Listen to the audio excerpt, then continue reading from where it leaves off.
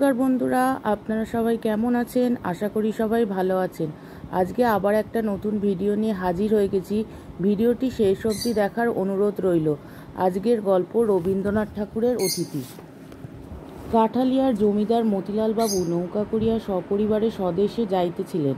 পথের মধ্যে মধ্যাহ্নে নদী তীরের এক গঞ্জের নিকট নৌকা বাঁধিয়া পাকের আয়োজন করিতেছেন। এমন সময় এক ব্রাহ্মণ বালক আসিয়া জিজ্ঞাসা করিল, বাবু, তোমরা যাচ্ছ কোথায়? প্রশ্নকর্তার বয়স 15-16 অধিক হইবে না। মতিবাবু উত্তর করিলেন, কাঁঠালে। ব্রাহ্মণ বালক কহিল, আমাকে পথের মধ্যে নন্দীগায়ে নামিয়ে দিতে পারো? বাবু সম্মতি প্রকাশ করিয়া জিজ্ঞাসা করিলেন, তোমার নাম কি? ব্রাহ্মণ বালক কহিল, আমার নাম তারাপদ। গৌড়বর্ণ ছেলেটিকে বড় সুন্দর দেখিতে, বড় বড় চক্ষু এবং হাস্যময় ওষ্ঠাধরে একটি সুললিত সৌকুমার্য প্রকাশ পাইতেছে। পরিধানে একখানি মলিন ধুতি, নবাবৃত দেহখানি সর্বপ্রকার বাহুল্য বর্জিত।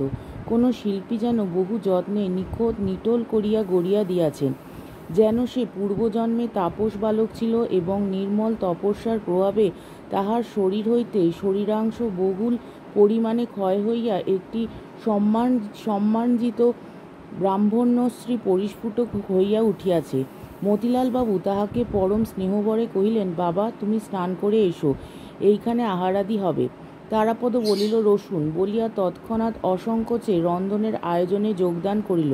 মতিলালবাবু চাকরটা ছিল হিন্দুস্থানি, মাছ কোটা প্রভৃতি কার্যে তাহার তেমন পটুতা ছিল না। তারাপদ তাহার কাজ নিজে লইয়া অল্পকালের মধ্যে সুসম্পন্ন করিল এবং 2-1টা তরকারিও অভ্যস্ত নৈপুণ্যের সহিত রন্ধন করিয়া দিল। পাককার্য শেষ হইলে তারাপদ নদীতে স্নান করিয়া বোঁচকা খুলিয়া একটি শুভ্র বস্ত্র পরিল। একটি ছোট কাঠের কাঁকই লইয়া মাথায় বড় বড় চুল কপাল হইতে তুলিয়া গ্রীবার উপর ফেলিয়া এবং মার্জিত পৈতার গোছা বক্ষে বিলম্বিত করিয়া নৌকায় মতিবাবুর নিকট গিয়া উপস্থিত হইল। মতিবাবু তাহাকে নৌকার ভিতরে লইয়া গেলেন। সেখানে মতিবাবুর স্ত্রী এবং তাহার নবমবর্ষীয়া এক কন্যা বসিয়াছিলেন। মতিবাবুর স্ত্রী অন্নপূর্ণা এই সুন্দর বালকটিকে দেখিয়া স্নেহে উচ্ছ্বসিত হইয়া উঠিলেন। মনে মনে কহিলেন, আহা, কাহার বাছা কোথা হইতে আসিয়াছে! ইহার মা ইহাকে ছাড়িয়া কেমন করিয়া প্রাণ ধরিয়া আছে।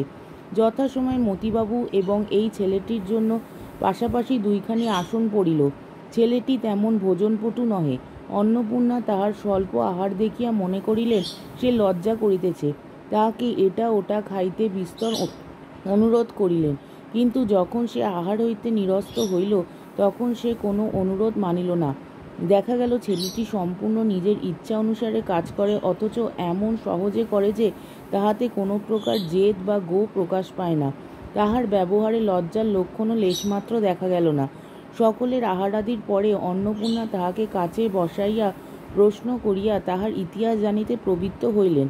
বিস্তারিত বিবরণ কিছুই সংগ্রহ হইল না। মোট কথা এইটুকু জানা গেল, ছেলেটি 7-8 বৎসর বয়সেই স্বেচ্ছাক্রমে ঘর ছাড়িয়া পালাইয়া আসিয়াছে। অন্নপূর্ণা প্রশ্ন করিলেন, তোমার নাম কি? অন্নপূর্ণা প্রশ্ন করিলেন, তোমার মা নাই? তারাপদ কহিল, আছেন। অন্নপূর্ণা জিজ্ঞাসা করিলেন, তিনি তোমাকে ভালোবাসেন না? তারাপদ এই প্রশ্ন অত্যন্ত অদ্ভুত জ্ঞান করিয়া হাসিয়া উঠিয়া কহিল, কেন ভালোবাসবেন না? অন্নপূর্ণা প্রশ্ন করিলেন, তবে তুমি তাকে ছেড়ে এলে যে? তারাপদ কহিল, তার আরও 4টি ছেলে এবং 3টি মেয়ে আছে। অন্নপূর্ণা বালকের এই অদ্ভুত উত্তরে ব্যথিত হইয়া কহিলেন, ওমা, সে কি কথা! 5টি আঙুল আছে বলে কি একটি আঙুল ত্যাগ করা যায়? তারাপদর বয়স অল্প, তাহার ইতিহাসও সেই পরিমাণে সংক্ষিপ্ত ছিল। ছেলেটি সম্পূর্ণ নতুনতর। সে তাহার পিতামাতার 4র্থ পুত্র, শৈশবেই পিতৃহীন হয়। বহু সন্তানের ঘরেও তারাপদ সকলের অত্যন্ত আদরের ছিল। মা, ভাই, বোন এবং পাড়ার সকলেরই নিকট হইতে সে অজস্র স্নেহ লাভ করিত। এমনকি গুরুমশাইও তাহাকে মারিত না। মারিলেও বালকের আত্মীয় পর সকলেই তাহাকে বেদনা বোধ করিত। এমন অবস্থায় তাহার গৃহত্যাগ করিবার কোনোই কারণ ছিল না। যে উপেক্ষিত রোগা ছেলেটা সর্বদাই চুরি করা গাছের ফল এবং গৃহস্থ লোকেদের নিকট তাহার চতুর্গুণ প্রতিফল খাইয়া বেড়ায়, সেও তাহার পরিচিত গ্রামসীমার মধ্যে তাহার নির্যাতনকারিণী মার নিকট পড়িয়া রহিল। আর সমস্ত গ্রামের এই আদরের ছেলে একটি বিদেশি যাত্রার দলের সহিত মিলিয়া অকাতর চিত্রে গ্রাম ছাড়িয়া পলায়ন করিল। সকলে খোঁজ করিয়া তাহাকে গ্রামে ফিরাইয়া আনিল। তাহার মা তাহাকে বক্ষে চাপিয়া ধরিয়া অশ্রুজলে আর্দ্র করিয়া দিল। তাহার বোনরা কাঁদিতে লাগিল। তাহার বড় ভাই পুরুষ অভিভাবকের কঠিন কর্তব্য পালন উপলক্ষে তাহাকে মৃদুরকম শাসন করিবার চেষ্টা করিয়া অবশেষে অনুতপ্ত চিত্তে বিস্তর প্রশ্রয় এবং পুরস্কার দিল। পাড়ার মেয়েরা তাহাকে ঘরে ঘরে ডাকিয়া প্রচুরতর আদর এবং বহুতর প্রলোভনে বাধ্য করিতে চেষ্টা করিল, কিন্তু বন্ধন, এমনকি স্নেহবন্ধনও তাহার সহিল না। তাহার জন্ম নক্ষত্র তাহাকে গৃহহীন করিয়া দিয়াছে। সে যখনই দেখিত নদী দিয়া বিদেশি নৌকা গুণ টানিয়া চলিয়াছে, গ্রামের বৃহৎ অশ্বত্থ গাছের তলে কোনো দূর দেশ হইতে এক সন্ন্যাসী আসিয়া আশ্রয় লইয়াছে, অথবা বেদেরা নদীর তীরে পতিত মাঠে ছোট ছোট চাটাই বাঁধিয়া বাখারি ছুলিয়া চাঙারি নির্মাণ করিতে বসিয়াছে, তখন অজ্ঞাত বহিঃপ্রকৃতির স্নেহহীন স্বাধীনতার জন্য তাহার চিত্ত অশান্ত হইয়া উঠিত। উপরি উপরি ২-৩ বার পলায়নের পর তাহার আত্মীয়বর্গ এবং গ্রামের লোক তাহার আশা পরিত্যাগ করিল। প্রথমে সে একটা যাত্রার দলে সঙ্গ লইয়াছিল। অধিকারী যখন তাহাকে পুত্র নির্বিশেষে স্নেহ করিতে লাগিল এবং দলস্থ ছোট বড় সকলেরই যখন সে প্রিয়পাত্র হইয়া উঠিল, এমনকি যে বাড়িতে যাত্রা হইত সে বাড়ির অধ্যক্ষগণ, বিশেষত পুরো মহিলাবর্গ যখন বিশেষ রূপে তাহাকে আহ্বান করিয়া সমাদর করিতে লাগিল, তখন একদিন সে কাহাকেও কিছু না বলিয়া কোথায় নিরুদ্দেশ হইয়া গেল তাহার আর সন্ধান পাওয়া গেল না। তারাপদ হরিণ শিশুর মতো বন্ধক ভীরু, আবার হরিণেরই মতো সঙ্গীত মুগ্ধ। যাত্রার গানেই তাহাকে প্রথম ঘর হইতে বিভাগী করিয়া দেয়। গানের সুরে তাহার সমস্ত শিরার মধ্যে অনুকম্পন এবং গানের তালে তাহার সর্বাঙ্গে আন্দোলন উপস্থিত হইত। যখন সে নিতান্ত শিশু ছিল, তখনও সঙ্গীত সভায় সে যেরূপ সংযত গম্ভীর বয়স্কভাবে আত্মবিস্মৃত হইয়া বসিয়া বসিয়া দুলিত, দেখিয়া প্রবীণ লোকের হাস্য সংবরণ করা দুঃসাধ্য হইত। কেবল সঙ্গীত কেন, গাছের ঘন পল্লবের উপর যখন শ্রাবণের বৃষ্টিধারা পড়িত, আকাশে মেঘ ডাকিত, অরণ্যের ভিতর মাতৃহীন দৈত্য শিশুর ন্যায় বাতাস ক্রন্দন করিতে থাকিত, তখন তাহার চিত্ত যেন উচ্ছৃঙ্খল হইয়া উঠিত। নিস্তব্ধ দ্বিপ্রহরে বহুদূর আকাশ হইতে চিলের ডাক, বর্ষার সন্ধ্যায় ভেকের কলরব, গভীর রাত্রে শৃগালের চিৎকার ধ্বনি সকলই তাহাকে উতলা করিত। এই সঙ্গীতের মোহে আকৃষ্ট হইয়া সে অনতিবিলম্বে এক পাঁচালীর দলের মধ্যে গিয়া প্রবিষ্ট হল। দলাধ্যক্ষ তাহাকে পরম যত্নে গান শিখাইতে এবং পাঁচালী মুখস্থ করাইতে প্রবৃত্ত হইল, এবং তাহাকে আপন বক্ষপিঞ্জরের পাখির মতো প্রিয় জ্ঞান করিয়া স্নেহ করিতে লাগিল। পাখি কিছু কিছু গান শিখিল এবং একদিন প্রত্যুষে উড়িয়া চলিয়া গেল। শেষবারে সে এক জিমন্যাস্টিকের দলে জুটিয়াছিল। জ্যৈষ্ঠ মাসের শেষভাগ হইতে আষাঢ় মাসের অবসান পর্যন্ত এ অঞ্চলে স্থানে স্থানে পর্যায়ক্রমে বারোয়ারি মেলা হইয়া থাকে। তদুপলক্ষে ২-৩ দল যাত্রা, পাঁচালী, কবি, নর্তকী এবং নানাবিধ দোকান নৌকাযোগে ছোট ছোট নদী উপনদী দিয়া এক মেলা অন্তে অন্য মেলায় ঘুরিয়া বেড়ায়।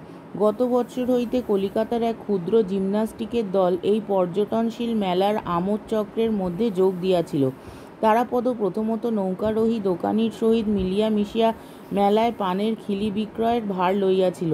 পরে তাহার স্বাভাবিক কৌতূহলবশত এই জিমন্যাস্টিকের আশ্চর্য ব্যায়ামনৈপুণ্যে আকৃষ্ট হইয়া এই দলে প্রবেশ করিয়াছিল। তারাপদ নিজে নিজে অভ্যাস করিয়া ভালো বাঁশি বাজাইতে শিখিয়াছিল। জিমন্যাস্টিকের সময় তাহাকে দ্রুততালে লখনৌ ঠুংরির সুরের বাঁশি বাজাইতে হইত, এই তাহার একমাত্র কাজ ছিল। এই দল হইতেই তাহার শেষ পলায়ন। সে শুনিয়াছিল নন্দীগ্রামে জমিদার বাবুরা মহা সমারোহে এক শখের যাত্রা খুলিতেছেন। শুনিয়া সে তাহার ক্ষুদ্র বোঝকাঠি লইয়া নন্দীগ্রামে যাত্রার আয়োজন করিতেছিল। এমন সময় মতিবাবুর সহিত তাহার সাক্ষাৎ হয়। তারাপদ পর্যায়ক্রমে নানা দলের মধ্যে ভিড়িয়াও আপন স্বাভাবিক কল্পনাপ্রবণ প্রকৃতি প্রভাবে কোনো দলের বিশেষত্ব প্রাপ্ত হয় নাই। অন্তরের মধ্যে সে সম্পূর্ণ নির্লিপ্ত এবং মুক্ত ছিল। সংসারে অনেক কুৎসিত কথা সে সর্বদা শুনিয়াছে এবং অনেক কদর্য দৃশ্য তাহার দৃষ্টিগোচর হইয়াছে, কিন্তু তাহা তাহার মনের মধ্যে সঞ্চিত হইবার তিলমাত্র অবসর প্রাপ্ত হয় নাই। এই ছেলেটির কিছুতেই খেয়াল ছিল না, অন্যান্য বন্ধনের ন্যায় কোনো প্রকার অভ্যাস বন্ধনও তাহার মনকে বাধ্য করিতে পারে নাই। সে এই সংসারে পঙ্কিল জলের উপর দিয়া শুভ্রপক্ষ রাজহংসের মতো সাঁতার দিয়া বেড়াইত। কৌতূহলবশত যতবারই ডুব দিত, তাহার পাখা সিক্ত ও মলিন হইতে পারিত না। এই জন্য এই গৃহত্যাগী ছেলেটির মুখে একটি শুভ্র স্বাভাবিক তারুণ্য অম্লানভাবে প্রকাশ পাইত। তাহার সেই মুখশ্রী দেখিয়া প্রবীণ বিষয় মতিলালবাবু তাহাকে বিনা প্রশ্নে বিনা সন্দেহে পরম আনন্দে আহ্বান করিয়া লইয়াছিলেন। আহারান্তে নৌকা ছাড়িয়া দিল। অন্নপূর্ণা পরম স্নেহে এই ব্রাহ্মণ বালককে তাহার ঘরের কথা, তাহার আত্মীয় পরিজনের সংবাদ জিজ্ঞাসা করিতে লাগিলেন। তারাপদ অত্যন্ত সংক্ষেপে তাহার উত্তর দিয়া বাহিরে আসিয়া পরিত্রাণ লাভ করিল। বাহিরে বর্ষার নদী পরিপূর্ণতার শেষ রেখা পর্যন্ত ভরিয়া উঠিয়া আপন আত্মহারা উন্মাদ চাঞ্চল্যে প্রকৃতিমাতাকে যেন উদ্বিগ্ন করিয়া তুলিয়াছিল।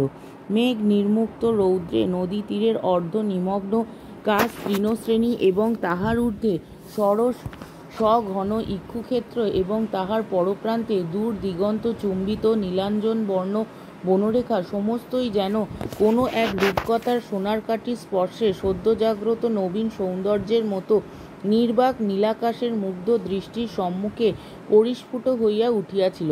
সমস্তই যেন সজীব স্পন্দিত প্রগলভ আলোকে উদ্ভাসিত নবীনতায় সুচিঙ্কন প্রাচুর্যে পরিপূর্ণ। তারাপদ নৌকার ছাদের উপর পালের ছায়ায় গিয়া আশ্রয় লইল। পর্যায়ক্রমে ঢালু সবুজ মাঠ, প্লাবিত পাটের ক্ষেত, গাঢ় শ্যামল আমন ধান্যের আন্দোলন, ঘাট হইতে গ্রামাভিমুখী সংকীর্ণ পথ, ঘন বন বেষ্টিত ছায়াময় গ্রাম তাহার চোখের ওপর আসিয়া পড়িতে লাগিল।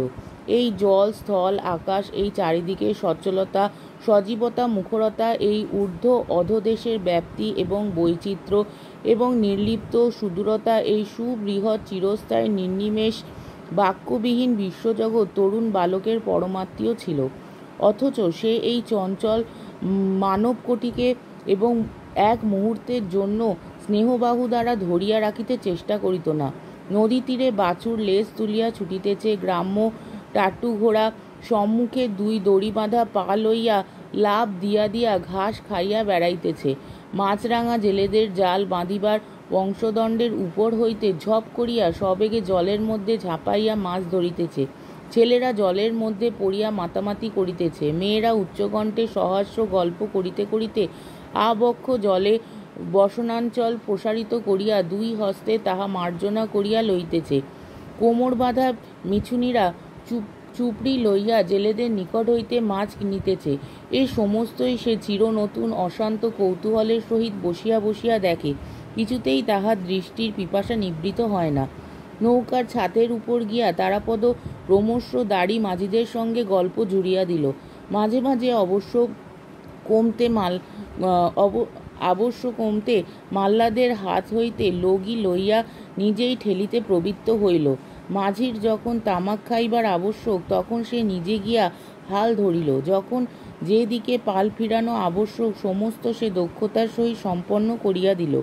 সন্ধ্যার প্রাক্কালে অন্নপূর্ণা তারাপদকে ডাকিয়া জিজ্ঞাসা করিলেন, রাত্রে তুমি কি খাও? তারাপদ কহিল, যাহা পাই তাহাই খাই, সকল দিন খাইও না। এই সুন্দর ব্রাহ্মণ বালকটির আতিথ্য গ্রহণে উদাসীন্য অন্নপূর্ণাকে ঈষৎ পীড়া দিতে লাগিল। তাহার বড় ইচ্ছা খাওয়াইয়া পড়াইয়া এই গৃহচ্যুত পান্ত বালকটিকে পরিতৃপ্ত করিয়া দেন, কিন্তু কিসে সে তাহার পরিতোষ হইবে তাহার কোনো সন্ধান পাইলেন না। অন্নপূর্ণা চাকরদের ডাকিয়া গ্রাম হইতে দুধ, মিষ্টান্ন প্রভৃতি ক্রয় করিয়া আনিবার জন্য ধুমধাম বাঁধাইয়া দিলেন। তারাপদ যথা পরিমাণে আহার করিল, কিন্তু দুধ খাইল না। মৌন স্বভাব মতিলালবাবুও তাহাকে দুধ খাইবার জন্য অনুরোধ করিলেন। সে সংক্ষেপে বলিল, আমার ভালো লাগে না। নদীর উপরে 2-3 দিন গেল। তারাপদ রাধা বাড়া বাজার করা হইতে নৌকা চালনা পর্যন্ত সকল কাজেই স্বেচ্ছা ও তৎপরতার সহিত যোগ দিল। যে কোনো দৃশ্য তাহার চোখের সম্মুখে আসে তাহার প্রতি তারাপদর সকৌতূহল দৃষ্টি ধাবিত হয়। যে কোনো কাজ তাহার হাতের কাছে আসিয়া উপস্থিত হয় তাহাতেই সে আপনি আকৃষ্ট হইয়া পড়ে। তাহার দৃষ্টি, তাহার হস্ত, তাহার মন সর্বদাই সচল হইয়া আছে। এই জন্য সে এই নিত্য সচলা প্রকৃতির মতো সর্বদাই নিশ্চিন্ত উদাসীন, অথচ সর্বদাই ক্রিয়াশক্ত। মানুষ মাত্রেরই নিজের একটি স্বতন্ত্র অনুষ্ঠানভূমি আছে, কিন্তু তারাপদ এই অনন্ত নীলাম্বরবাহী বিশ্বপ্রবাহের একটি আনন্দোজ্জ্বল তরঙ্গ। ভূত ভবিষ্যতের সহিত তাহার কোনো সম্বন্ধ নাই। সম্মুখাভিমুখে চলিয়া যাওয়াই তাহার একমাত্র কার্য। এদিকে অনেক দিন নানা সম্প্রদায়ের সহিত যোগ দিয়া অনেক প্রকার মনোরঞ্জনী বিদ্যা তাহার আয়ত্ত হইয়াছে। কোনো প্রকার চিন্তার দ্বারা আচ্ছন্ন না থাকাতে তাহার নির্মল স্মৃতিপটে সকল জিনিস আশ্চর্য সহজ মুদ্রিত হইয়া যাইত। পাঁচালী, কথকতা, কীর্তনগান, যাত্রাভিনয়, সুদীর্ঘ খণ্ড সকল তাহার কণ্ঠাগ্রে ছিল। মতিলালবাবু চিরপ্রথামত একদিন সন্ধ্যাবেলায় তাহার স্ত্রী কন্যাকে রামায়ণ পড়িয়া শুনাইতেছিলেন।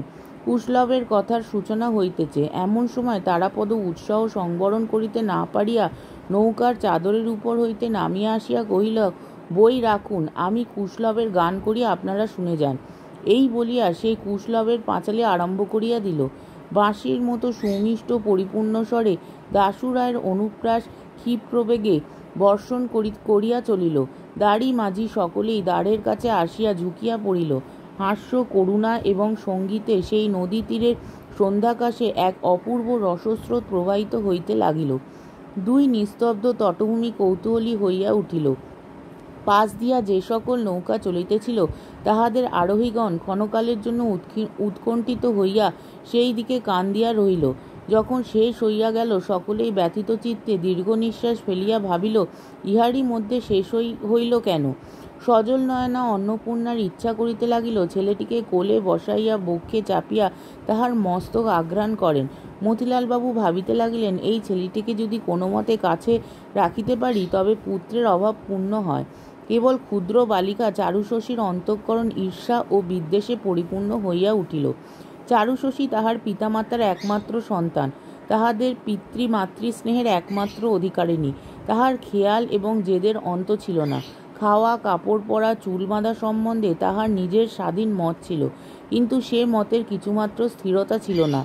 যেদিন কোথাও নিমন্ত্রণ থাকিত সেদিন তাহার মার ভয় হইত, পাছে মেয়েটি সাজসজ্জা সম্বন্ধে একটা অসম্ভব জেদ ধরিয়া বসে।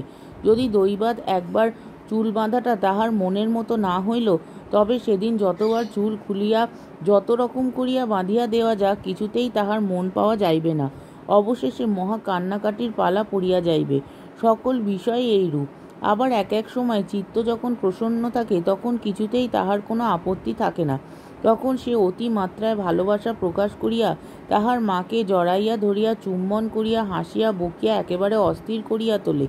এই ক্ষুদ্র মেয়েটি একটি দুর্ভেদ্য প্রহেলিকা। এই বালিকা তাহার দুর্বাধ্য হৃদয়ের সমস্ত বেগ প্রয়োগ করিয়া মনে মনে তারাপদকে সুতীব্র বিদ্বেষে তাড়না করিতে লাগিল। পিতামাতাকেও সর্বত্রভাবে উদ্বেজিত করিয়া তুলিল।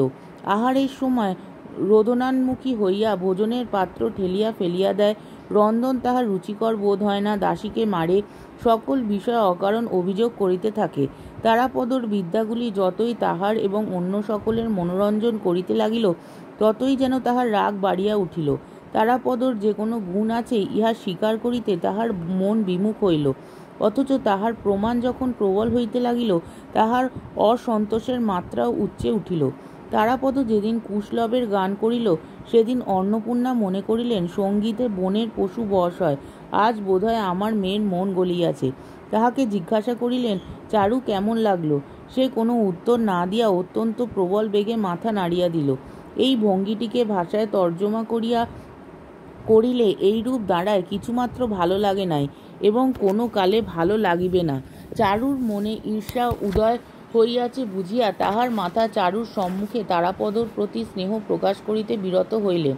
সন্ধ্যার পরে যখন সকাল সকাল খাইয়া চারু শয়ন করিত তখন অন্নপূর্ণা নৌকা কক্ষের দ্বারের নিকট আসিয়া বসিতেন এবং মতিবাবু ও তারাপদ বাইরে বসিত এবং অন্নপূর্ণার অনুরোধে তারাপদ গান আরম্ভ করিত। তাহার গানে যখন নৌকা তীরের বিশ্রাম নিরতা গ্রামশ্রী সন্ধ্যার বিপুল অন্ধকারে মুগ্ধ নিস্তব্ধ হইয়া রহিত এবং অন্নপূর্ণার কোমল হৃদয়খানি স্নেহে ও সৌন্দর্যরসে উচ্ছ্বসিত হইতে থাকিত, তখন হঠাৎ চারু দ্রুত পদে বিছানা হইতে উঠিয়া আসিয়া সরদনে বলিত, মা, তোমরা কি গোল করছো? আমার ঘুম হচ্ছে না। পিতামাতা তাহাকে একলা ঘুমাইতে পাঠাইয়া তারাপদকে ঘিরিয়া সঙ্গীত উপভোগ করিতেছেন, ইহা তাহার একান্ত অসহ্য হইয়া উঠিত। এই দীপ্ত কৃষ্ণ নয়না বালিকার স্বাভাবিক সুতীব্রতা তারাপদর নিকটে অত্যন্ত কৌতুকজনক বোধ হইত। সে ইহাকে গল্প শুনাইয়া, গান গাইয়া, বাঁশি বাজাইয়া বশ করিতে অনেক চেষ্টা করিল, কিন্তু কিছুতেই কৃতকার্য হইল না। কেবল তারাপদ মধ্যাহ্নে যখন নদীতে স্নান করিতে নামিত পরিপূর্ণ জলরাশির মধ্যে গৌরবর্ণ সরল তনুদেহখানি নানা সন্তরণ ভঙ্গিতে অবলীলাক্রমে সঞ্চালন করিয়া তরুণ জলদেবতার মতো শোভা পাইত, তখন বালিকার কৌতূহল আকৃষ্ট না হইয়া থাকিত না। সে সেই সময়টির জন্য প্রতীক্ষা করিয়া থাকিত, কিন্তু আন্তরিক আগ্রহ কাহাকেও জানিতে দিত না, এবং এই অশিক্ষাপটু অভিনেত্রী পশমের গলাবন্ধ বোনা এক মনে অভ্যেস করিতে করিতে মাঝে মাঝে যেন অত্যন্ত উপেক্ষা ভরে কটাক্ষে তারাপদর সন্তরণ লীলা দেখিয়া লইত। নন্দীগ্রাম কখন ছাড়াইয়া গেল তারাপদ তাহার খোঁজ লইল না। অত্যন্ত মৃদুমন্দ গতিতে বৃহৎ নৌকাখানা কখনো পাল তুলিয়া কখনো গুণ টানিয়া নানা নদীর শাখা প্রশাখার ভিতর দিয়া চলিতে লাগিল।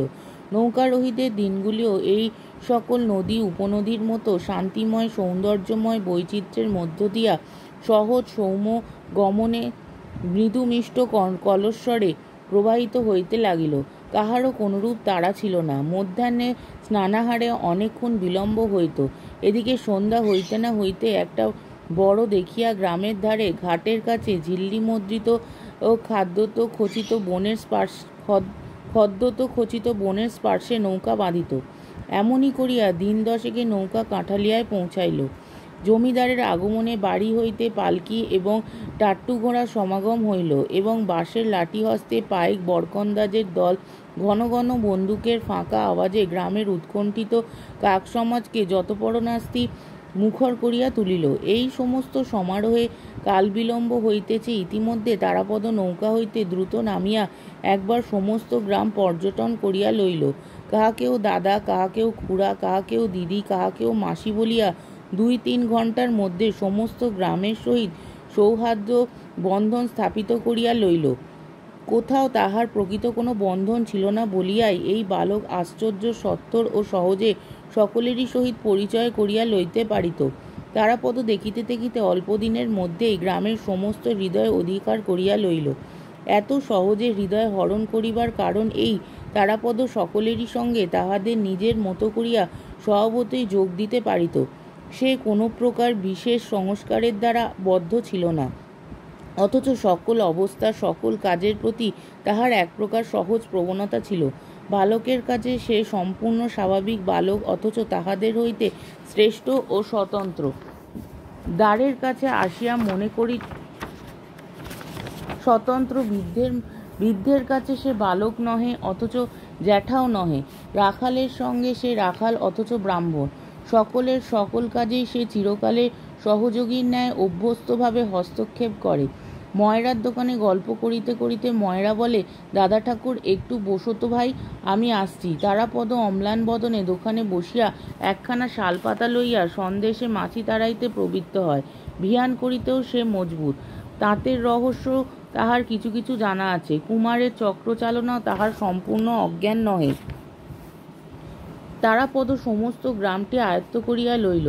কেবল গ্রামবাসিনী একটি বালিকার ঈর্ষা সে এখনো জয় করিতে পারিল না। এই বালিকাটি তারাপদ সুদূরে নির্বাসন তীব্রভাবে কামনা করিতেছে জানিয়াই বোধ করি তারাপদ এই গ্রামে এতদিন আবদ্ধ হইয়া রহিল। কিন্তু বালিকাবস্থাতেও নারীদের অন্তর্রহস্য ভেদ করা সুকঠিন। চারুশশী তাহার প্রমাণ দিল। বামুন ঠাকুরনের মেয়ে সোনামণি 5 বছর বয়সে বিধবা হয়।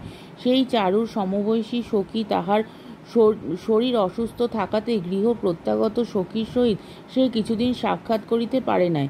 সুস্থ হইয়া যেদিন দেখা করিতে আসিল, সেই দিন প্রায় বিনা কারণেই 2 সখীর মধ্যে একটু মনোবিচ্ছেদ ঘটিবার উপক্রম হইল। চারু অত্যন্ত ফাঁদিয়া গল্প আরম্ভ করিয়াছিল। সে ভাবিয়াছিল তারাপদ নামক তাহাদের নবার্জিত পরম রত্নটির আরোহণ কাহিনী সবিস্তারে বর্ণনা করিয়া সে তাহার সখীর কৌতূহল এবং বিস্ময় সপ্তমে চড়াইয়া দিবে। কিন্তু যখন সে শুনিল তারাপদ সোনামণির নিকট কিছুমাত্র অপরিচিত নহে, বামুন ঠাকুরনকে সে মাসি বলে এবং সোনামণি তাহাকে দাদা বলিয়া ডাকে, যখন শুনিল তারাপদ কেবল যে বাঁশিতে কীর্তনের সুর বাজাইয়া মাতা ও কন্যার মনোরঞ্জন করিয়াছে তাহা নয়, সোনামণির অনুরোধে তাহাকে স্বহস্তে একটি বাঁশের বাঁশি বানাইয়া দিয়াছে, তাহাকে কতদিন উচ্চ শাখা হইতে ফল, কণ্টক শাখা হইতে ফুল পাড়িয়া দিয়াছে, তখন চারুর অন্তঃকরণে যেন তপ্ত শেল বিঁধিতে লাগিল। চারু জানিত তারাপদ বিশেষ রূপে তাহাদেরই তারাপদ অত্যন্ত গোপনে সংরক্ষণীয় ইতর সাধারণে তাহার একটু আধটু আভাসমাত্র পাইবে, অথচ কোনো মতে নাগাল পাইবে না। দূর হইতে তাহার রূপে গুণে মুগ্ধ হইবে এবং চারুশশীদের ধন্যবাদ দিতে থাকিবে। এই আশ্চর্য দুর্লভ দৈবলব্ধ ব্রাহ্মণ বালকটি সোনামণির কাছে কেন সহজগম্য হইল? আমরা যদি এত যত্ন করিয়া না আনিতাম, এত যত্ন করিয়া না রাখিতাম, তাহা হইলে সোনামণিরা তাহার দর্শন পাইত কোথা হইতে? সোনামণির দাদা শুনিয়া সর্বশরীর জ্বলিয়া যায়। যে তারাপদকে চারু মনে মনে বিদ্বেষস্বরে জর্জর করিতে চেষ্টা করিয়াছে, তাহারই একাধিকার লইয়া এমন প্রবল উদ্বেগ কেন, বুঝিবে কাহার সাধ্য? সেই দিনই অপর একটা তুচ্ছ সূত্রে সোনামণির সহিত চারুর মর্মান্তিক আড়ি হইয়া গেল এবং সে তারাপদর ঘরে গিয়া তাহার শখের বাঁশিটি বাহির করিয়া তাহার উপর লাফাইয়া মারাইয়া সেটাকে নির্দয়ভাবে ভাঙিতে লাগিল। চারু যখন প্রচণ্ড আবেগে এই বংশী ধ্বংসকার্যে নিযুক্ত আছে, এমন সময় তারাপদ আসিয়া ঘরে প্রবেশ করিল। সে বালিকার এই প্রলয়মূর্তি দেখিয়া আশ্চর্য হইয়া গেল। কহিল, চারু, আমার বাঁশিটা ভাঙছ কেন? চারু রক্তনেত্রে রক্তিম মুখে, বেশ করছি, খুব করছি বলিয়া আরও বার দুই চার বিদীর্ণ বাঁশির উপর অনাবশ্যক পদাঘাত করিয়া উচ্ছ্বসিত কণ্ঠে কাঁদিয়া ঘর হইতে বাহির হইয়া গেল। তারাপদ বাঁশিটি তুলিয়া উল্টাইয়া পাল্টাইয়া দেখিল, তাহাতে আর পদার্থ নাই। অকারণে তাহার পুরাতন নিরপরাধ বাঁশিটার এই আকস্মিক দুর্গতি দেখিয়া সে আর হাস্য সংবরণ করিতে পারিল না। চারুশশী প্রতিদিনই তাহার পক্ষে পরম কৌতূহলের বিষয় হইয়া উঠিল।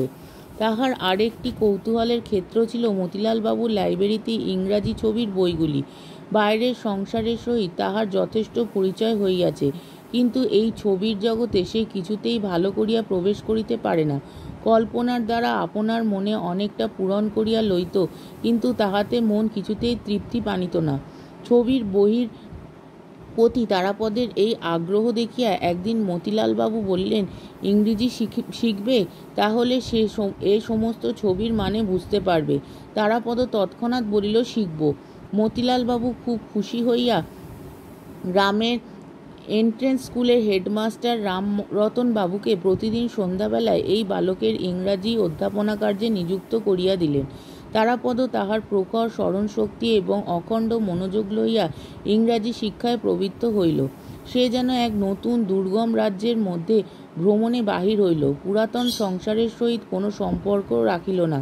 পাড়ার লোকেরা আর তাহাকে দেখিতে পাইল না। যখন সে সন্ধ্যার পূর্বে নির্জন নদীতীরে দ্রুত বেগে পদচারণ করিতে করিতে পড়া মুখস্থ করিত, তখন তাহার উপাসক বালক সম্প্রদায় দূর হইতে ক্ষুণ্ণচিত্তে সসম্ভ্রমে তাহাকে নিরীক্ষণ করিত। তাহার পাঠে ব্যাঘাত করিতে সাহস করিত না। চারুও আজকাল তাহাকে বড় একটা দেখিতে পাইত না। পূর্বে তারাপদ অন্তঃপুরে গিয়া অন্নপূর্ণার স্নেহদৃষ্টির সম্মুখে বসিয়া আহার করিত, কিন্তু তদুপলক্ষে প্রায় মাঝে মাঝে কিছু বিলম্ব হইয়া যাইত বলিয়া সে মতিবাবুকে অনুরোধ করিয়া বাইরে আহারের বন্দোবস্ত করিয়া লইল। ইহাতে অন্নপূর্ণা ব্যথিত হইয়া আপত্তি প্রকাশ করিয়াছিলেন, কিন্তু মতিবাবু বালকের অধ্যয়নের উৎসাহে অত্যন্ত সন্তুষ্ট হইয়া এই নতুন ব্যবস্থার অনুমোদন করিলেন। এমন সময় চারুও হঠাৎ জিদ ধরিয়া বসিল, আমিও ইংরাজি শিখিব। তাহার পিতামাতা তাহাদের খামখেয়ালি কন্যার এই প্রস্তাবটিকে প্রথমে পরিহাসের বিষয় জ্ঞান করিয়া স্নেহমিশ্রিত হাস্য করিলেন, কিন্তু কন্যাটি এই প্রস্তাবের পরিহাস্য অংশটুকুকে প্রচুর অশ্রুজলধারায় অতি শীঘ্রই নিঃশেষে ধৌত করিয়া ফেলিয়াছিল। অবশেষে এই স্নেহ দুর্বল নিরুপায় অভিভাবকদ্বয় বালিকার প্রস্তাব গম্ভীরভাবে গ্রাহ্য করিলেন। চারু মাস্টারের নিকট তারাপদর সহিত একত্র অধ্যয়নে নিযুক্ত হইল, কিন্তু পড়াশোনা করা এই অস্থিরচিত্ত বালিকার স্বভাবসঙ্গত ছিল না। সে নিজে কিছু শিখিল না, কেবল তারাপদর অধ্যয়নে ব্যাঘাত করিতে লাগিল। সে পিছাইয়া পড়ে, পড়া মুখস্থ করে না, কিন্তু তবু কিছুতেই তারাপদর পশ্চাদবর্তী হইয়া থাকিতে চাহে না। তারাপদ তাহাকে অতিক্রম করিয়া নতুন পড়া লইতে গেলে সে মহা রাগারাগি করিত, এমনকি কান্নাকাটি করিতে ছাড়িত না। তারাপদ পুরাতন বই শেষ করিয়া নতুন বই কিনিলে তাহাকেও সেই নতুন বই কিনিয়া দিতে হইত। তারাপদ অবসরের সময় নিজে ঘরে বসিয়া লিখিত এবং পড়া মুখস্থ করিত। ইহা সেই ঈর্ষাপরায়ণা কন্যাটির সহ্য হইত না। সে গোপনে তাহার লেখা খাতার কালি ঢালিয়া আসিত, কলম চুরি করিয়া রাখিত, এমনকি বইয়ের যেখানে অভ্যেস করিবার সেই অংশটি ছিঁড়িয়া আসিত। তারাপদ এই বালিকার অনেক দৌরাত্ম্য সকৌতুকে সহ্য করিত, অসহ্য হইলে মারিত, কিন্তু কিছুতেই শাসন করিতে পারিত না। দৈবাৎ একটা উপায় বাহির হইল। একদিন বড় বিরক্ত হইয়া নিরুপায় তারাপদ তাহার মসি বিলুপ্ত লেখা খাতা ছিন্ন করিয়া ফেলিয়া গম্ভীর বিষণ্ণ মুখে বসিয়াছিল। চারু দ্বারের কাছে আসিয়া মনে করিল আজ মার খাইবে, কিন্তু তাহার প্রত্যাশা পূর্ণ হইল না। তারাপদ একটি কথামাত্র না কহিয়া চুপ করিয়া বসিয়া রহিল। বালিকা ঘরের ভিতরে বাইরে ঘুরঘুর করিয়া বেড়াইতে লাগিল। বারংবার এত কাছে ধরা দিল যে তারাপদ ইচ্ছা করিলে অনায়াসেই তাহার পৃষ্ঠে এক চাপটাঘাত বসাইয়া দিতে পারিত, কিন্তু সে তাহা না দিয়া গম্ভীর হইয়া রহিল। বালিকা মহা মুশকিলে পড়িল। কেমন করিয়া ক্ষমা প্রার্থনা করিতে হয় সে বিদ্যা তাহার কোনো কালেই অভ্যাস ছিল না, অথচ অনুতপ্ত ক্ষুদ্র হৃদয়টি তাহার সহপাঠীর ক্ষমা লাভের জন্য একান্ত কাতর হইয়া উঠিল। অবশেষে কোনো উপায় না দেখিয়া ছিন্ন খাতার এক টুকরো লইয়া তারাপদর নিকটে বসিয়া খুব বড় বড় করিয়া লিখিল, আমি আর কখনো খাতায় কালি মাখাবো না। লেখা শেষ করিয়া সেই লেখার প্রতি তারাপদর মনোযোগ আকর্ষণের জন্য অনেক প্রকার চাঞ্চল্য প্রকাশ করিতে লাগিল। দেখিয়া তারাপদ হাস্য সংবরণ করিতে পারিল না, হাসিয়া উঠিল। তখন বালিকা লজ্জায় ক্রোধে ক্ষিপ্ত হইয়া উঠিয়া ঘর হইতে দ্রুতবেগে ছুটিয়া বাহির হইয়া গেল। সে কাগজের টুকরায় সে স্বহস্তে দীনতা প্রকাশ করিয়াছে, সেটা অনন্তকাল এবং অনন্ত জগৎ হইতে সম্পূর্ণ লোপ করিতে পারিলে তবে তাহার হৃদয়ের নিদারুণ ক্ষোভ মিটিতে পারিত। এদিকে সংকুচিত চিত্ত সোনামণি দুই একদিন অধ্যয়নশালার বাইরে উঁকিঝুঁকি মারিয়া ফিরিয়া চলিয়া গিয়াছে। সখী চারুশশীর সহিত তাহার সকল বিষয়ে হৃদ্যতা ছিল, কিন্তু তারাপদর সম্বন্ধে চারুকে সে অত্যন্ত ভয় এবং সন্দেহের সহিত দেখিত। চারু যে সময় অন্তঃপুরে থাকিত সেই সময়টি বাছিয়া সোনামণি সসংকোচে তারাপদর দ্বারের কাছে আসিয়া দাঁড়াইত। তারাপদ বই হইতে মুখ তুলিয়া সস্নেহে বলিল, কি সোনা, খবর কি? মাসি কেমন আছে? সোনামণি কহিত, অনেক দিন যাওনি মা, তোমাকে একবার যেতে বলেছে। মার কোমরে ব্যথা বলে দেখতে আসতে পারে না। এমন সময় হঠাৎ চারু আসিয়া উপস্থিত। সোনামণি শশব্যস্ত। সে যেন গোপনে তাহার সখীর সম্পত্তি চুরি করিতে আসিয়াছিল। চারু কণ্ঠস্বর সপ্তমে চড়াইয়া চোখ মুখ ঘুরিয়া বলিত, সোনা, তুই পড়ার সময় গোল করতে এসেছিস? আমি এক্ষুনি বাবাকে গিয়ে বলে দেবো। যেন তিনি নিজে তারাপদর একটি প্রবীণা অভিভাবিকা। তাহার পড়াশুনায় লেশমাত্র ব্যাঘাত না ঘটে রাত্রিদিন ইহার প্রতি তাহার একমাত্র দৃষ্টি। কিন্তু সে নিজে কি অভিপ্রায় এই অসময়ে তারাপদর পাঠগৃহে আসিয়া উপস্থিত হইয়াছিল তাহা অন্তর্যামীর অগোচর ছিল না, এবং তারাপদও তাহা ভালোরূপে জানিত। কিন্তু সোনামণি বেচারা ভীত হইয়া তৎক্ষণাৎ একরাশ মিথ্যা কৈফিয়ত সৃজন করিত। অবশেষে চারু যখন ঘৃণাভরে তাহাকে মিথ্যাবাদী বলিয়া সম্ভাষণ করিত, তখন সে লজ্জিত, শঙ্কিত, পরাজিত হইয়া ব্যথিত চিত্তে ফিরিয়া যাইত। দয়ার্দ্র তারাপদ তাহাকে ডাকিয়া বলিত, সোনা, আজ সন্ধ্যাবেলায় আমি তোদের বাড়ি যাব এখন। চারু সর্পিণীর মতো ফোঁস করিয়া উঠিয়া বলিত, যাবে বই কি, তোমার পড়া করতে হবে না? আমি মাস্টারমশাইকে বলে দেব না? চারুর এই শাসনে ভীত না হইয়া তারাপদ দুই একদিন সন্ধ্যার পর বামুন ঠাকুরনের বাড়ি গিয়াছিল। তৃতীয় বা চতুর্থবারে চারু ফাঁকা শাসন না করিয়া আস্তে আস্তে এক সময় বাহির হইতে তারাপদর ঘরের দ্বারে শিকল আঁটিয়া দিয়া মার মশলার বাক্সের চাবি তালা আনিয়া তালা লাগাইয়া দিল। সমস্ত সন্ধ্যাবেলা তারাপদকে এইরূপ বন্দী অবস্থায় রাখিয়া আহারের সময় দ্বার খুলিয়া দিল। তারাপদ রাগ করিয়া কথা কহিল না এবং না খাইয়া চলিয়া যাইবার উপক্রম করিল। তখন অনুতপ্ত ব্যাকুল বালিকা করজোড়ে সানুনয়ে বারংবার বলিতে লাগিল, তোমার দুটি পায়ে পড়ি, আর আমি এমন করব না। তোমার দুটি পায়ে পড়ি, তুমি খেয়ে যাও। তাহাতেও যখন তারাপদ বশ মানিল না, তখন সে অধীর হইয়া কাঁদিতে লাগিল। তারাপদ সংকটে পড়িয়া ফিরিয়া আসিয়া খাইতে বসিল। চারু কতবার একান্ত মনে প্রতিজ্ঞা করিয়াছে যে সে তারাপদর সহিত সদ্ব্যবহার করিবে, কখনো তাহাকে মুহূর্তের জন্য বিরক্ত করিবে না। কিন্তু সোনামণি প্রভৃতি আর পাঁচজন মাঝে আসিয়া পড়াতে কখনো তাহার কিরূপ মেজাজ হইয়া যায় কিছুতেই আত্মসংবরণ করিতে পারে না। কিছুদিন যখন উপরি উপরি সে ভালো মানুষই করিতে থাকে, তখনই একটা উৎকট আসন্ন বিপ্লবের জন্য তারাপদ সতর্কভাবে প্রস্তুত হইতে থাকে। আক্রমণটা হঠাৎ কি উপলক্ষে কোন দিক হইতে আসে কিছুই বলা যায় না। তাহার পরে প্রচণ্ড ঝড়, ঝড়ের পরে প্রচুর অশ্রু বাড়িবর্ষণ, তাহার পরে প্রসন্ন স্নিগ্ধ শান্তি। এমন করিয়া প্রায় 2 বৎসর কাটিল। এত সুদীর্ঘকালের জন্য তারাপদ কখনো কাহারও নিকট ধরা দেয় নাই। বোধ করি পড়াশুনোর মধ্যে তাহার মন এক অপূর্ব আকর্ষণে বদ্ধ হইয়াছিল। বোধ করি বয়োবৃদ্ধি সহকারে তাহার প্রকৃতির পরিবর্তন আরম্ভ হইয়াছিল এবং স্থায়ী হইয়া বসিয়া সংসারের সুখ স্বাচ্ছন্দ্যতা ভোগ করিবার দিকে তাহার মন পড়িয়াছিল। বোধ করি তাহার সহপাঠিকা বালিকার নিয়ত দৌরাত্ম্যচঞ্চল সৌন্দর্য অলক্ষিতভাবে তাহার হৃদয়ের উপর বন্ধন বিস্তার করিতেছিল। এদিকে চারুর বয়স 11 উত্তীর্ণ হইয়া যায়। মতিবাবু সন্ধান করিয়া তাহার মেয়ের বিবাহের জন্য 2-3টি ভালো ভালো সম্বন্ধ আনাইলেন। কন্যার বিবাহ বয়স উপস্থিত হইয়াছে জানিয়া মতিবাবু তাহার ইংরাজি পড়া এবং বাইরে যাওয়া নিষেধ করিয়া দিলেন। এই আকস্মিক অবরোধে চারু ঘরের মধ্যে ভারী একটা আন্দোলন উপস্থিত করিল। তখন একদিন অন্নপূর্ণা মতিবাবুকে ডাকিয়া কহিলেন, পাত্রের জন্য তুমি অত খোঁজ করে বেড়াচ্ছ কেন? তারাপদ ছেলেটি তো বেশ, আর তোমার মেয়েও ওকে পছন্দ হয়েছে। শুনিয়া মতিবাবু অত্যন্ত বিস্ময় প্রকাশ করিলেন। কহিলেন, সেও কি কখনো হয়? তারাপদর কুলশীল কিছুই জানা নেই। আমার একটিমাত্র মেয়ে, আমি ভালো ঘরে দিতে চাই। একদিন রায়ডাঙ্গার বাবুদের বাড়ি হইতে মেয়ে দেখিতে আসিল। চারুকে বেশভূষা পরাইয়া বাহির করিবার চেষ্টা করা হইল। সে শোবার ঘরের দ্বার রুদ্ধ করিয়া বসিয়া রহিল, কিছুতেই বাহির হইল না। মতিবাবু ঘরের বাহির হইতে অনেক অনুনয় করিলেন, ভর্ৎসনা করিলেন, কিছুতেই কিছু ফল হইল না।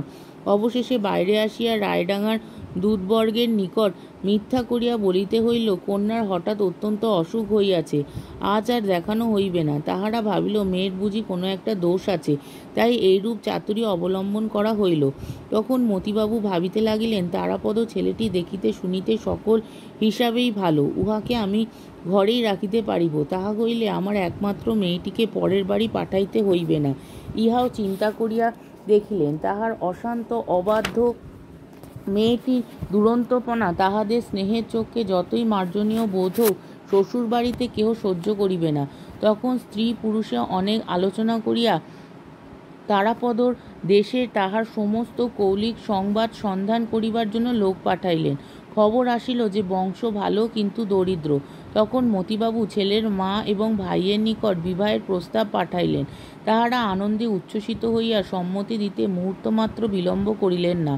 কাঁঠালিয়ার মতিবাবু এবং অন্নপূর্ণা বিবাহের দিনক্ষণ আলোচনা করিতে লাগিলেন, কিন্তু স্বাভাবিক গোপনতাপ্রিয় সাবধানী মতিবাবু কথাটা গোপনে রাখিলেন।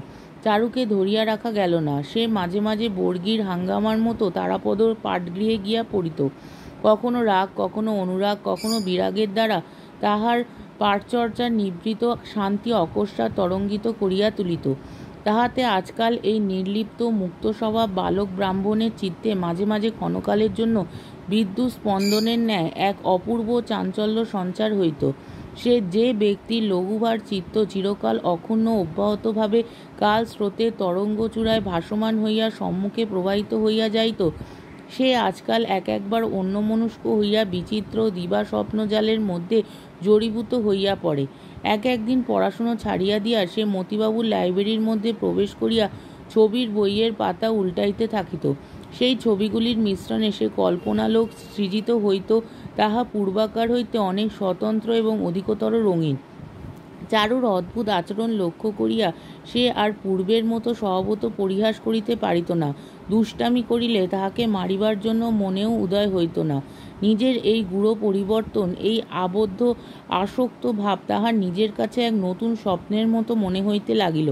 শ্রাবণ মাসে বিবাহের শুভদিন স্থির করিয়া মতিবাবু তারাপদর মা ও ভাইদের আনিতে পাঠাইলেন। তারাপদকে তাহা জানিতে দিলেন না। কলিকাতার মোক্তারকে গড়ের বাদ্য বায়না দিতে আদেশ করিলেন এবং জিনিসপত্রের ফর্দ পাঠাইয়া দিলেন। আকাশে নববর্ষার মেঘ উঠিল। গ্রামের নদী এতদিন শুষ্কপ্রায় হইয়াছিল। মাঝে মাঝে কেবল একটা ডোবায় জল বাঁধিয়া থাকিত। ছোট ছোট নৌকা সেই পঙ্কিল জলে ডোবানো ছিল এবং শুষ্ক নদীপথে গরুর গাড়ি চলাচলের সুগভীর চক্রচিহ্ন খোদিত হইতেছিল। এমন সময় একদিন পিতৃগৃহ প্রত্যাগত পার্বতীর মতো কোথা হইতে দ্রুতগামিনী জলধারা কলহাস্য সহকারে গ্রামের শূন্য বক্ষে আসিয়া সমাগত হইল। উলঙ্গ বালক বালিকারা তীরে আসিয়া উচ্চস্বরে নৃত্য করিতে লাগিল। অতৃপ্ত আনন্দে বারংবার জলে ঝাঁপ দিয়া দিয়া নদীকে যেন আলিঙ্গন করিয়া ধরিতে লাগিল। কুটিরবাসিনীরা তাহাদের পরিচিত প্রিয় সঙ্গিনীকে দেখিবার জন্য বাহির হইয়া আসিল। শুষ্ক নির্জীব গ্রামের মধ্যে কোথা হইতে এক প্রবল বিপুল প্রাণহিল্লোল আসিয়া প্রবেশ করিল। দেশ বিদেশ হইতে বোঝাই হইয়া ছোট বড় আয়তনের নৌকা আসিতে লাগিল। বাজারের ঘাট সন্ধ্যাবেলায় বিদেশি মাঝির সঙ্গীতে ধ্বনিত হইয়া উঠিল। দুই তীরের গ্রামগুলি সংবৎসর আপনার নিভৃত কোণে আপনার ক্ষুদ্র ঘরকন্যা লইয়া একাকিনী দিন যাপন করিতে থাকে। বর্ষার সময় বাইরের বৃহৎ পৃথিবী বিচিত্র ও পণ্যপহার লইয়া গৌরিকবর্ণ জলরথে চড়িয়া এই গ্রাম কন্যাকাগুলির তত্ত্ব লইতে থাকে। তখন জগতের সঙ্গে আত্মীয়তা গর্বে কিছুদিনের জন্য তাহাদের ক্ষুদ্রতা ঘুচিয়া যায়। সমস্তই সচল সজাগ সজীব হইয়া ওঠে এবং মৌন নিস্তব্ধ দেশের মধ্যে সুদূর রাজ্যের কললাভধ্বনি আসিয়া চারিদিকের আকাশকে আন্দোলিত করিয়া তোলে। এই সময় কুড়ুলকাঠার নাগবাবুদের এলাকায় বিখ্যাত রথযাত্রার মেলা হইবে। জ্যোৎস্না সন্ধ্যায় তারাপদ ঘাটে গিয়া দেখিল, কোনো নৌকা নাগরদোলা, কোনো নৌকায় যাত্রার দল, কোনো নৌকা পণ্যদ্রব্য লইয়া প্রবল নবীন স্রোতের মুখে দ্রুত বেগে মেলা অভিমুখে চলিয়াছে। কলকাতার কনসার্টের দল বিপুল শব্দে দ্রুত তালের বাজনা জুড়িয়া দিয়াছে। যাত্রার দল বেহালার সঙ্গে গান গাইতেছে এবং সমের কাছে হা হা হা শব্দে চিৎকার উঠিতেছে। পশ্চিমদেশী নৌকার দাড়ি মাল্লাগুলো কেবলমাত্র মাদল ও করতাল লইয়া উন্মুক্ত উৎসাহে বিনা সঙ্গীতে খচমচ শব্দে আকাশ বিদীর্ণ করিতেছে। উদ্দীপনার সীমা নাই। দেখিতে দেখিতে পূর্ব দিগন্ত হইতে ঘন মেঘরাশি প্রকাণ্ড কালো পাল তুলিয়া দিয়া আকাশের মাঝখানে উঠিয়া পড়িল। চাঁদ আচ্ছন্ন হইল। পূবে বাতাস বেগে বইতে লাগিল। মেঘের পশ্চাতে মেঘ ছুটিয়া চলিল। নদীর জল খলখল হাস্যে স্ফীত হইয়া উঠিতে লাগিল। নদী তীরবর্তী আন্দোলিত বনশ্রেণীর মধ্যে অন্ধকার পুঞ্জীভূত হইয়া উঠিল। ভেগ ডাকিতে আরম্ভ করিল। ঝিল্লিধ্বনি যেন করাত দিয়া অন্ধকারকে চিরিতে লাগিল। সম্মুখে আজ যেন সমস্ত জগতের রথযাত্রা। চাকা ঘুরিতেছে, ধ্বজা উড়িতেছে, পৃথিবী কাঁপিতেছে, মেঘ উড়িয়াছে, বাতাস ছুটিয়াছে, নদী বহিয়াছে, নৌকা চলিয়াছে, গান উঠিয়াছে। দেখিতে দেখিতে গুরু গুরু শব্দে মেঘ ডাকিয়া উঠিল। বিদ্যুৎ আকাশকে কাটিয়া কাটিয়া ঝলসিয়া উঠিল। সদর অন্ধকার হইতে একটা মুষল ধারাবর্ষী বৃষ্টির গন্ধ আসিতে লাগিল। কেবল নদীর এক তীরে এক পার্শ্বে কাঠালিয়া গ্রাম আপন কুঠির দ্বার বন্ধ করিয়া দীপ নিবাইয়া দিয়া নিঃশব্দে ঘুমাইতে লাগিল। পরদিন তারাপদর মাতা ও ভ্রাতাগণ কাঠালিয়ায় আসিয়া অবতরণ করিলেন। পরদিন কলিকাতা হইতে বিবিধ সামগ্রীপূর্ণ তিনখানা বড় নৌকা আসিয়া কাঠালিয়ার জমিদারি কাছারির ঘাটে লাগিল এবং পরদিন অতি প্রাতে সোনামণি কাগজে কিঞ্চিত আমসত্ত্ব এবং পাতার ঠোঙায় কিঞ্চিত আচার লইয়া ভয় ভয় তারাপদর পাঠগৃহদ্বারে আসিয়া নিঃশব্দে দাঁড়াইল। কিন্তু পরদিন তারাপদকে দেখা গেল না। স্নেহ প্রেম বন্ধুত্বের ষড়যন্ত্র বন্ধন তাহাকে চারিদিক হইতে সম্পূর্ণরূপে ঘিরিবার পূর্বে সমস্ত গ্রামের হৃদয়খানি চুরি করিয়া একদা বর্ষার মেঘান্ধকার রাত্রে এই ব্রাহ্মণ বালক আসক্তিবিহীন উদাসীন জননী বিশ্ব পৃথিবীর নিকট চলিয়া গিয়াছে। আমার ভিডিওটা যদি আপনাদের ভালো লেগে থাকে তাহলে আমাকে কমেন্টের মাধ্যমে আপনাদের মতামত অবশ্যই জানাবেন এবং আমার ভিডিওটিকে লাইক ও শেয়ার করার ও আমার চ্যানেলটিকে সাবস্ক্রাইব করার অনুরোধ রইল। তাহলে আজকের ভিডিওটা এই অবধি। পরের দিন আবার অন্য কোনো গল্প নিয়ে হাজির হয়ে যাব। ততক্ষণ পর্যন্ত আপনারা সবাই ভালো থাকবেন, সুস্থ থাকবেন, সাবধানে থাকবেন এবং আমার ভিডিওটি দেখতে থাকবেন। তাহলে আজকে আসি, টাটা।